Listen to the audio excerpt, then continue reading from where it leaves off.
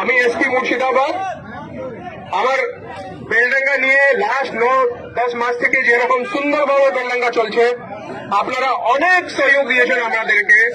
লেকিন আপনি যখন যখন এখান থেকে লোক বাইরে গিয়ে একটা ইস্যু কিছু হয়েছে, এখান থেকে যে মাইগ্রেন্ট লেবার গুলোকে যখন বাইকে যে এখান থেকে যে লেবার গুলো করে এই শ্রমিক গুলো যে এখান থেকে যায়, আমরা আপনারা সব জানেন, আমরা এর আগে আমরা 40-50 জন থেকে 40-50 জনকে ইউপি থেকে, মথুরা থেকে, বেতিয়া থেকে এখান থেকে বের করে নিয়ে এসেছি, যাতে আটকে রেখেছিল, আপনারাও জানেন।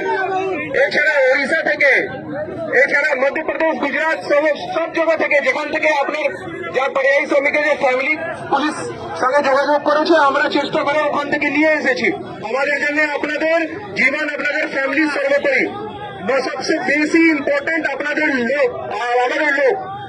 এখন যে হয়েছে আজকে, এই যে আপনাদের দাবি আছে, ফার্স্ট দাবি যে আমি শুনলাম কি যে ওখান থেকে গিয়ে ওখানে যে করেছে ওকে তুলতে হবে।